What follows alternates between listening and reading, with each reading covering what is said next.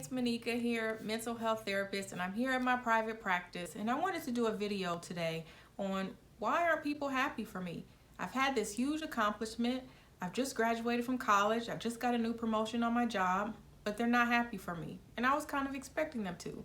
If you want to know 2 reasons why people aren't happy for you, then please keep watching. I'm Monika Thomas, the founder and clinical social worker at Kindred Connections Therapy Center. I've been a social worker for over 12 years. I decided to do an entire YouTube channel on my journey from cubicle working social worker to successful entrepreneur. Welcome to my channel. Hey family, it's Monika, and I wanted to bring you a quick video and share with you 2 reasons why people aren't happy for you. So I see this happen all the time in my practice. People come into my office, they're aspiring to do great things, or they are doing great things. They just recently graduated from college, recently graduated from high school. They got a promotion on their job. They were able to get good grades in school. And the main people in their lives who they wanted to or expected to be happy for them weren't. And they're devastated. They're confused. They don't understand why. They don't understand, how can my mom not be happy for me? How can my dad not tell me good job or congratulations? How can my grandmother find negativity in this good thing that I just did? So if that describes you or situations that you go through, I want to give you 2 reasons why that could be. These aren't the only reasons why they could be, but we emphasize on this channel about doing the internal work. This is one of those areas in which I want you to start doing the internal work about the people who are around you and maybe what their perceptions are of you and of your success. First thing, this is not one of the 2 things, but the first thing is, don't internalize it and don't take it personally. That's going to segue into our first thing. But you maintaining a level of security, a level of confidence, a level of self-worth is going to be crucial, and it's going to be important when the people around you aren't able to support you in the ways that you would like them to or that you would need for them to. Because sometimes your main core family members and friends are the ones that you go to for the support. They're the ones that you go to for the boost. They're the ones that you go to for the encouragement. And when you don't get that, you get disappointed and you get let down. So one of the reasons why that can be, and it has absolutely nothing to do with you. A lot of times what it is that you are reflecting back to them their own feelings of inadequacy and failure. And people don't know how to handle that, and they don't know how to manage it. So instead of handling it and managing it themselves, they turn it back onto you as if there's an inadequacy and a deficit or something wrong or something that you could or should have done that actually isn't true.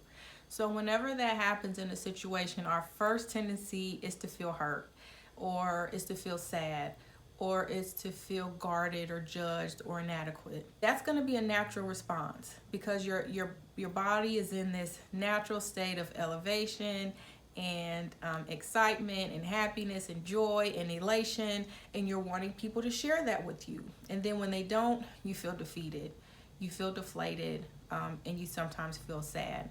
If that has happened to you over time, sometimes people will say to me, well, I don't care. I don't care what people think. I don't care if people don't like me, or I don't care if my family doesn't root for me, or I don't care if they don't tell me congratulations or good job. I always tell people the easiest thing that you can do is not care. It's easy not to care. It's harder to care.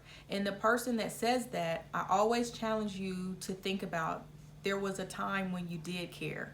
There was a time when you did seek that approval, and a time when you did seek that validation. What I don't care now says is, I've had so much disappointment over time that I don't care anymore because it protects me from caring. So sometimes we get this I don't care attitude to protect us, to make sure that we're not going to be vulnerable against the people who have violated our trust, or violated our wantingness to connect with them, or violated our wantingness to seek validation or approval from them. So if you say that I don't care, I want you to think back to that time when you did, and what level of disappointment that you experienced that caused you not to care anymore. And it sometimes will go back to an early childhood memory or memories that have happened over time where someone didn't show up for you, or someone didn't do for you the things that you needed for them to do, or you got placed in a position that was very vulnerable and scary and no one helped you through it, or you were neglected in some ways. I'm not saying all the time, but a lot of times if you do the work and get back to the root of where that comment came from, it was some level of disappointment, something that happened within your family structure or your family system that caused you to create this idea of I don't care. Because child development says during a certain phase in a child's life, we're seeking approval, we're seeking validation, we're seeking to be seen, and if you didn't get that, if you were pushed away, or if you weren't seen, or if you weren't given that approval or that pat on the back or that high five or that hug or that smile, then from those experiences over time you can develop this hard core and this hard shell that again has become protective. So again, one of the reasons why people aren't able to show happiness for you is because you reflect back to them the failure that they've experienced in their own lives, and they begin to feel inadequate. They begin to question themselves. They begin to question, well, what have I done with my life? How did she make it and I didn't? Why did this not happen for me? What makes her so good that she can get there and I can't? It doesn't create this happiness and jubilation that you might experience or feel. It brings up a mirror and a reflection back to them in all the ways in which they felt inadequate, or that they didn't achieve or didn't attain, or let their aspirations and desires pass them by. And be looking for that. Be looking for ways that you might hear that come out in some of their statements. Maybe before you really didn't pay attention to it, but notice if they begin to deflect back to themselves and say what they used to do and what they accomplished and how good they used to be and how it used to be for them and how they could have and should have, and all of those things that take the attention off of you. Noticed if the people who are not supportive of you begin to turn that into themselves and try to pump themselves up, because what they're trying to do is they're trying to move away from that discomfort, move away from those feelings of failure, because they can't sit with the way that feels. So again, know that it has absolutely nothing to do with you. It has to do with the inadequacy that person is feeling and their failure being reflected back to them. So that's number one. So the second reason why people can't be happy for you is because of fear.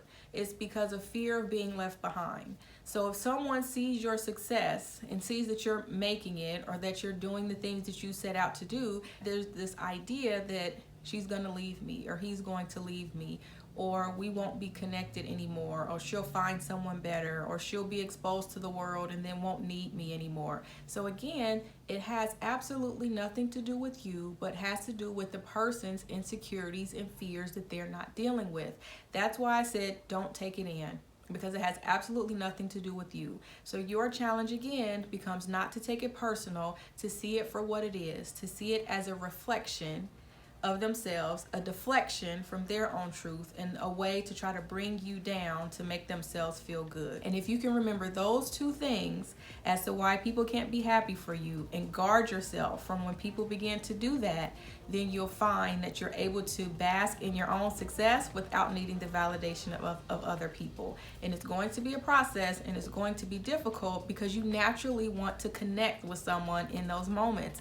So I encourage you to find someone in your network, in your circle, who is successful, who's doing just as well as you are, who doesn't see you as competition, who doesn't see you as a threat, who doesn't see your success as a reflection of their failure. And those will be the people who will root for you. Those will be the people who will cheer you on. Those will be the people who will encourage you.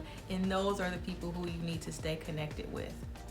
Thank you so much for watching. I hope that this video was helpful for you. If you found it helpful, please like or share. If there's any topic that you would like for us to cover, please let us know. You can always email us or reply in the comment section.